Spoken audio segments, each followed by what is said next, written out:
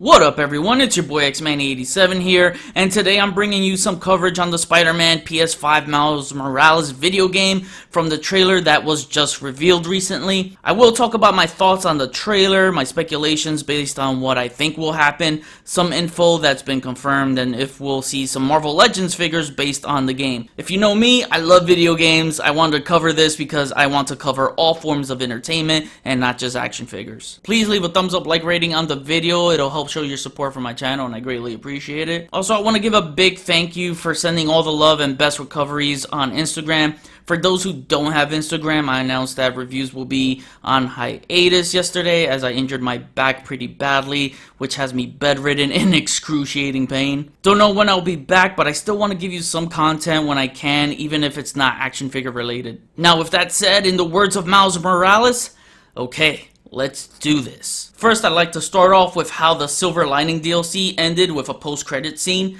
We see a Peter Parker getting ready to train Miles to become Spider-Man. I had a gut feeling once I saw this that the next game will be based on Miles Morales. Obviously, with the announcement and reveal of this new trailer, my gut called it. Some people were confused, thinking it was an expansion for a remastered Spider-Man PS4, the direct sequel, or a spin-off game. But Insomniac Games came out to confirm and clarify that it will be a standalone game, stating it as the next adventure in the Spider-Man PlayStation Universe continuity. So maybe we'll have to wait a couple of more years for the direct sequel, and it takes a very long time to make those much bigger games, as the Miles Morales game looks to be a bit of a smaller game. As you can see from the statement above, they labeled it to the likes of Uncharted Lost Legacy. For those who are not big video game heads, I'll explain to simplify that. That game was not a direct sequel to the Uncharted series. It's like a side game with a bunch of extras that they can justify by charging you at a $60 full price for it. However, I think this game will be a little bit bigger than that, as I see DLC expansions being added for a game like this. I think in this game they'll loosely reference some of the main plot points from Spider-Man PS4, a major one being the post-credit scene, as we might see Norman commit scientific sacrifices that'll transform him into the Green Goblin, fighting to find the cure for his son Harry, who was revealed to be very ill during the events of the game. Harry is in a chamber latched on from a symbiote, as we're to think that symbiote will cure his cancer and Harry Osborn becomes Venom. Maybe they want us to think that, but maybe something will happen where Spider-Man will have to make another ultimatum to save the life of either Harry or Norman, much like he did with Aunt May and the people of New York City in the last game. But the symbiote bonds with Peter. This will add great stakes. If he saves Harry, then Harry will have a reason to hate Peter and maybe become his own goblin, or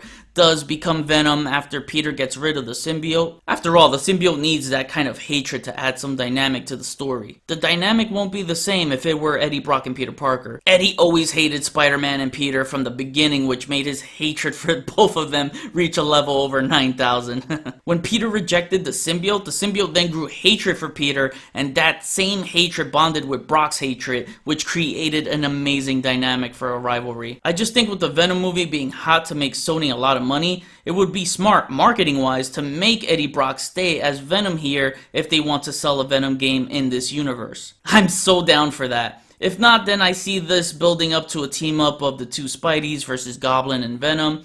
I'm still going to keep an open mind about this. Anyways, I got carried away, and that's another topic for another video. The trailer begins in an amazing way with Yuri Lowenthal's Spider-Man voicing over, speaking to Miles, building up the video into being a Spider-Man game reveal. You can see Miles fighting up against something unknowingly powerful as the Venom blast is shown shredding through his costume. Peter quotes, "A hero is just someone who doesn't give up." This is the same quote that comes from Miles' father. A great and powerful scene to show during that quote. The timing is unclear for when this takes place, since the last post-credit scene of the training in the Silver Lining DLC. I wonder what Peter's been up to, as Peter sounds as if he's not doing well.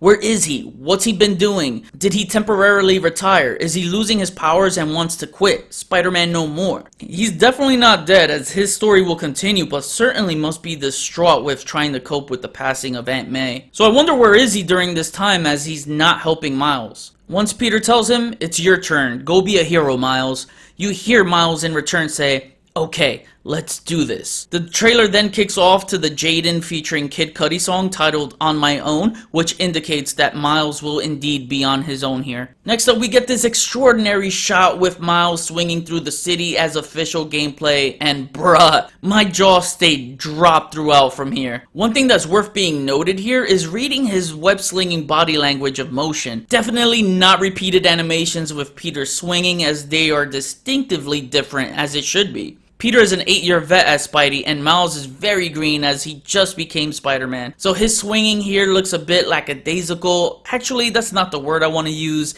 even though he looks like he doesn't want to swing, but that can be just fear of heights or rookie jitters, but I want to say more like inexperienced. His arms and legs are moving erratically in the air, so you can tell he's overwhelmed. Not the same fluidity and finesse like Parker, so it should be a lot of fun to watch him web sling. Earlier I said that the timing is unclear for when this takes place, but I think during the last events of the game, it was nearing the holiday season. The game does take place during the holiday season, as you can see Christmas trees and all sorts of Christmas decorations in town. Along with that, we get snow. This will make for an exciting environment, which brings me back to the Batman Arkham Origins that had that Christmas holiday vibe to it. Such an underrated game that was amazing. I recommend you play that. Anyways, you see him in action pulling off a finisher, and the enemy is unidentifiable to me. This poser has some tech equipped with some neon purple. You'll see this sort of pattern throughout the enemies he faces off in this trailer. Don't know where the connection is unless it's maybe some salvaged Silver Sable tech. I love me some Silver Sable. And cosplayers. Whatever it is, it has to be in connection with one of the main villains in the game. Afterwards, we see Miles walking through the city of Brooklyn, and indeed the game does take place in Brooklyn. So Christmas setting in the BK will be nice, and just like you are able to walk around as Peter Parker and PS4 in some segments,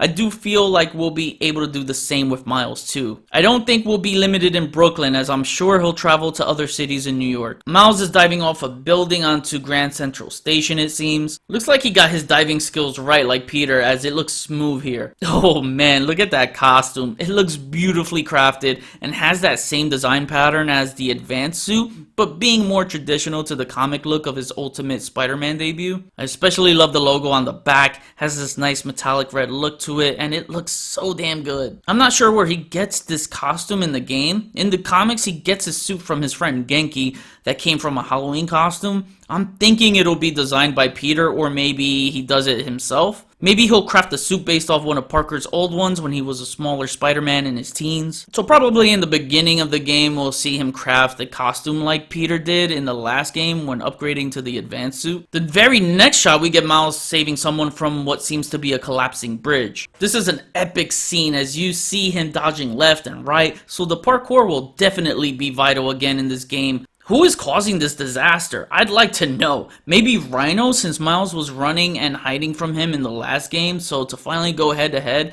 with him would be a battle I feel is owed to us who played the Spider-Man PS4 game. The person he is saving I thought was MJ at first, but it doesn't look like MJ. I don't know what her role will be, if any, in this game. Would be cool to see if in some way they communicate via phone call, text, etc.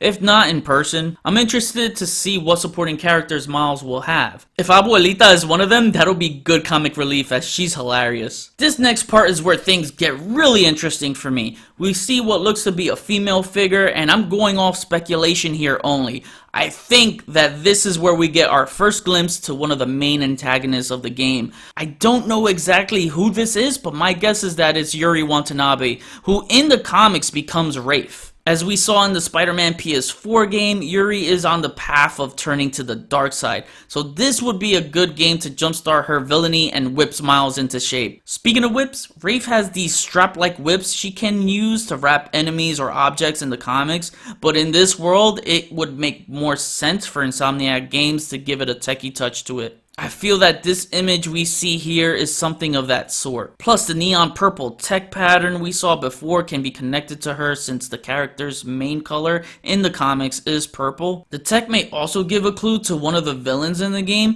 since she did have access to Mysterio's and Chameleon's tech based on her comic origins. I think a big villain like Mysterio will be saved for Parker's story, but I can definitely see Chameleon getting some time to shine here. This would also be cool for Yuri to shine as Rafe until she faces Peter, as that's whom she has the deeper connection with, and will give more of a reason for Peter to make a comeback. Next up, you get this glorious shot of what looks to be another finisher in the game. You can see Miles using his spider-like abilities and agility, being airborne while invisible, delivering a Venom Blast attack. A key moment here because then it transitions beautifully into what could have been our first look at the main villain in the game, who my guess is as good as yours, and that's the Prowler. Being that the Prowler is Miles' uncle, he's gotta be the main villain in this game. It's very quick, so if you missed it, go back. Seeing it in first glance gave me that Into the Spider-Verse movie vibe, and I loved it. Freeze frame it and you'll see a villain in purple, another one,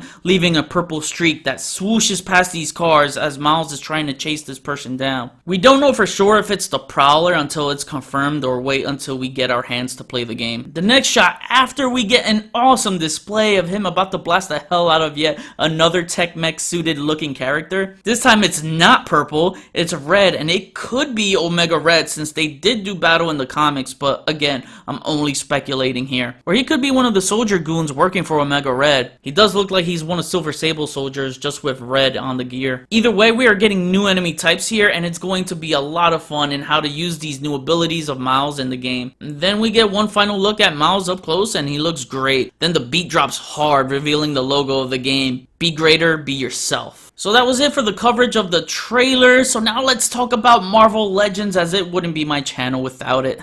We are no doubt getting more Miles Morales merchandise this year, as a Venomized version is set to be released. According to Rektangular, there is supposed to be a second Gamerverse Avengers wave that will feature 8 figures. The BAF is unknown, which might be the Hulk. Anyways, my guess is, what if this wave ends up being split with 4 Avengers and 4 Spider-Man Gamerverse? It's possible, although I do think this might be a stretch here, but this might be a ruse from Hasbro to keep the Spider-Man Miles Morales game under wraps. I'm thinking the Gamerverse wave will be Spider-Man Miles Morales and not Avengers. Now, for you Gamerverse collectors fans out there that are worried it's not the Avengers wave to get a Hulk Build-A-Figure to complete your Avengers team, I'd say no worries, as there is also a 2-pack that Rektangular reported to be slated this year, which I think the Hulk will be in that pack at a higher price point. Will the figures for a Spider-Man Miles Morales wave be everyone in his own game?